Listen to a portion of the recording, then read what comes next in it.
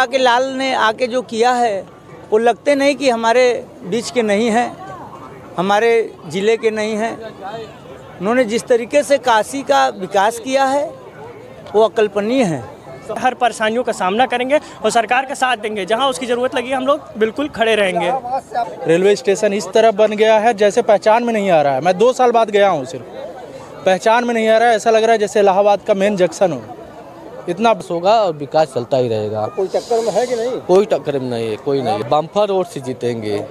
ऐसे में प्रधानमंत्री नरेंद्र मोदी वाराणसी से तीसरी बार लोकसभा के प्रत्याशी बनाए गए। निश्चित तौर पर 10 वर्षों के उनके कार्यकाल को लेकर हम बात करें तो देश और दुनिया जानती है कि अपने देश में काम किया हुआ। खासकर अगर उनके संसदीय क्षेत्र वाराणसी की बात करें तो उसमें क्या काम हुआ है, आइए हम जानते हैं। ये है गंगा घाट, जो कि यहाँ पर प्रतिदिन दैनिक आरती होती है और लाखों लोग अलग अलग राज्यों से यहाँ पर इस आरती को देखने के लिए आते हैं। निश्चित तौर पर अगर आप यहाँ आ जाते हैं तो एक जो भारत पूरा बसता है 28 राज्यों का, वो कहीं ना कहीं हर राज्य के लोग आपको यहाँ मिल जाएंगे। हमारे साथ कुछ युवा हैं, हम इनसे जानते हैं, इनकी प्रतिक्रिया जानते हैं। क्या नाम है आपका? जी, हमारा नाम तरुण मिश्रा है। तरुण, कहाँ से आए हैं? हम प्रयागराज से हैं। प्रयागराज कितना बदला है 10 साल? देखिए, प्रयागराज का विकास तो बहुत तेज़ी से इस समय हो रहा है। जैसे कि हम सभी लोग देख सकते हैं कि प्रयागराज अपने पुराने स्तर से और इस स्तर में काफ़ी अंतर है। जैसे कि पहले जो हर तरफ गंदगियाँ वगैरह होती थी, आज वो सारी चीज़ें जो है बदल चुकी हैं।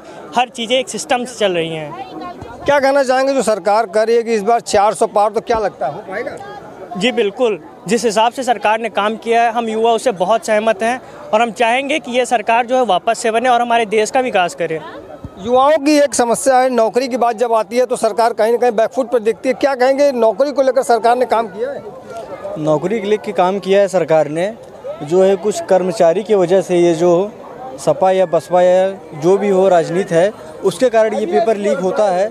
ये बाद में सब बीजेपी का नाम लेते हैं, ये पूरा गलत है। ये सरकार आपकी है, कानून व्यवस्था आप, ये फिर दूसरे पे आरोप क्यों? ये सरकार हमेशा देखिए, कुछ अराजक तत्व होते हैं जो हमारे समाज में आकर के चीज़ों को बिगाड़ देते हैं। जैसे कि इसके पहले भी एक दो ऐसा नहीं हुआ कि इसी सरकार में पेपर लीक वाली कार्रवाई हुई है। इससे पहले भी पेपर लीक हुआ है, लेकिन सरकार को बदनाम करने के लिए कुछ अराजक तत्व होते हैं हमारे समाज में जो पेपर को लीक करवा देते हैं और बाद में जो है इल्ज़ाम सरकार पर थोपते हैं। तो कहीं ना कहीं हम सरकार के साथ हैं। ये सरकार के हम लोग विरुद्ध नहीं है। सरकार का जहाँ ज़रूरत पड़ेगी हम लोग वहाँ पे सपोर्ट करेंगे। एक युवा होने के नाते देश की जो है कमर के रीढ़ जो होते हैं वो युवा ही होते हैं और उसके साथ हम लोग बिल्कुल डट कर खड़े रहेंगे। हर परेशानियों का सामना करेंगे और सरकार का साथ देंगे। जहाँ उसकी ज़रूरत लगी हम लोग बिल्कुल खड़े रहेंगे। आप आए हैं पहली बार वाराणसी आ रहे हैं? इसके पूर्व भी आ चुके? नहीं, इसके पूर्व भी आए हैं, लेकिन बचपन में आए हैं और अब में हमने बहुत ज़्यादा बदलाव देखा है। सारी चीज़ें सिस्टम से हो गई हैं। पहली चीज़ जो है घाट में काफ़ी सुरक्षा, जगह जगह पर पुलिस वाली व्यवस्था, हर चीज़ एक सिस्टम से चलने लगा है, जो कि देखने में बहुत ही अति सुंदर है। बिल्कुल, बाहर से आए लोगों का कहना है कि बनारस काफ़ी बदला है। हम कुछ और लोगों से जानते हैं। भाई साहब, क्या नाम है आपका? मेरा नाम रविशंकर। बनारस के रहने वाले? बाहर से? नहीं, बनारस से ही। बनारस के हैं, तीसरी बार प्रधानमंत्री यहाँ से लड़ रहे हैं, उनको कौन टक्कर दे सकता है? तीसरी बार लड़ रहे हैं, टक्कर में तो अभी तक कोई है ही नहीं। यहाँ के स्थानीय स्तर पे जो कांग्रेस वगैरह अन्य दल के लोग हैं, कोई दर्शन ही नहीं हो पाता है अभी भी, जबकि चुनाव की तैयारी के मूड में नहीं, लोग अन्य जिलों की ओर तलाश कर रहे हैं सीटों की। क्या लगता है टक्कर में 10 वर्षों का जो कार्यकाल प्रधानमंत्री का रहा है, बनारस में कितना बदलाव दिख रहा है? बनारस अकल्पनीय हो गई है महादेव की, जिसकी हम लोग कल्पना नहीं करते थे। ऐसे गंगा के लाल ने आके जो किया है वो लगते नहीं कि हमारे बीच के नहीं हैं, हमारे ज़िले के नहीं हैं। उन्होंने जिस तरीके से काशी का विकास किया है वो अकल्पनीय है। सबका साथ, सबका विकास, सबके विश्वास की बात करते हैं। उनकी योजनाएं आप तक पहुंची, किस योजना से लाभान्वित हो रहे हैं? मैं तो उनकी मुद्रा योजना से लाभान्वित हूँ। बिजली 24 घंटे मिलती है। हम लोगों को पहले लाइट की इंतज़ार करनी पड़ती थी, अब तो लाइट के लिए हम लोग को स्विच ऑफ करने पड़ते हैं। और किसी योजना का नाम मिला? आयुष्मान योजना का लाभ हो, चाहे गैस सिलेंडर की बात करते हो, कुछ योजना का लाभ मिला? नहीं, देखिए, मैं तो इनकम टैक्स पे ही हूँ और योजना का लाभ मैं लेना भी नहीं चाहता, क्योंकि मैं उस योग्य नहीं हूँ, और जिस योग्य में हूँ उस योजना का मैं भरपूर लाभ लेता रहा हूँ, मिलता भी है।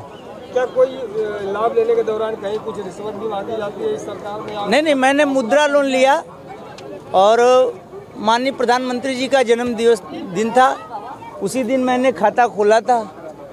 और बात करते हैं उस दिन जो है मुझे एक रुपए का डोनेशन नहीं देना पड़ा। मुझे बुलाकर 1 हफ्ते के अंदर जो है लोन सेंक्शन हुआ, मेरे अकाउंट में पूरे पैसे गए। चलिए कुछ और लोगों से बात करते हैं, उनकी प्रतिक्रिया जानते हैं। कहाँ से है भाई साहब? भाई साहब मैं हडिया से हूँ, हडिया विधानसभा से। हडिया कितना बदला, इलाहाबाद में कितना बदलाव देख रहे हैं? बहुत ज़्यादा बदलाव तो बहुत हुआ है भाई साहब। बदलाव ये है कि ये समझ लीजिए हमारे एक पड़ता है जंघई स्टेशन, रेलवे स्टेशन। जब हम लोग जाते थे तो जो है सिर्फ केवल इतना स्मेल आता था, गंदगी इतनी रहती थी। आज की स्थिति ये है, चले जाइए जैसे ये घाट देख रहे हैं स्वच्छ ना, उसी तरह जो है आज स्वच्छता जो है वहाँ है और सारी व्यवस्थाएं हैं। रेलवे स्टेशन इस तरह बन गया है जैसे पहचान में नहीं आ रहा है। मैं 2 साल बाद गया हूँ, सिर्फ पहचान में नहीं आ रहा है। ऐसा लग रहा है जैसे इलाहाबाद का मेन जंक्शन हो। इतना बढ़िया सुव्यवस्थित और जो है अच्छे ढंग से साफ़ सफाई और व्यवस्थित कर दिया गया है। लगातार सरकार काम कर रही है, उसके बाद भी विमर्श कर रहा है कि कोई काम नहीं हो रहा है। तो जो चुनाव आ रहा है उसको किस तरह देख रहे हैं? 400 पार की बात कर रही है बीजेपी की गठबंधन, तो क्या हो पाएगा? देखिए भैया, आप भी जानते हैं, हम भी जानते हैं, हर कोई जानता है, जो दिख रहा है वही होगा। विकास हुआ है, विकास के नाम पे मोदी जी 400 पार के ऊपर जाएंगे। और रही बात विरोधियों की, विरोधियों का तो काम है विरोध करना, नहीं तो ये प्रजातंत्र लोकतंत्र रहा कहाँ? बिल्कुल नहीं रहा। लोकतंत्र में क्या होता है, एक विरोधी होता है, एक रूलिंग पार्टी होती है, यही तो मेन काम है। राहुल गांधी भारत जोड़ो न्याय यात्रा निकाल रहे हैं, भारत को जोड़ रहे हैं, न्याय दिलाने की बात कर। क्या लगता है, भारत जोड़ने की ज़रूरत है या जुटा हुआ है? जुटा हुआ है हमारे हिसाब से तो, क्योंकि इसकी ज़रूरत नहीं है। मोदी जी विकास कर रहे हैं, मोदी जी सबका साथ सबका विकास। बनारस से अभी तक किसी पार्टी ने कैंडिडेट नहीं खड़ा किया है, क्या लगता है मोदी जी की टक्कर में कोई आएगा? हमें तो नहीं लगता कोई आएगा, क्योंकि मोदी जी ही जीतेंगे। जी, जिस तरह बनारस का विकास हुआ है उस हिसाब से तो मतलब कि आप कोई कंपटीशन ही नहीं है मोदी जी का, क्योंकि इस हिसाब से जहाँ पे इतना व्यवस्थित कर दिए हैं मंदिर के ये, और जहाँ भी मतलब आप जहाँ भी देख लीजिए हर जगह एक व्यवस्थित हो गया है ना। इतना आप मतलब पीपल्स के लिए, मतलब आदमी के लिए इतना व्यवस्था हो गया है ना कि आप कोई कंपटीशन ही नहीं है, तो आराम से मोदी जी यहाँ। 10 सालों के पहले क्या स्थिति थी जब आप अगर कभी आए हैं, तो क्या लगा है? भैया पहले आते थे ना हम लोग, जैसे लगता है लाइन लगा हुआ है वहाँ शुरू से, जहाँ हम लोग गाड़ी खड़ा करते थे।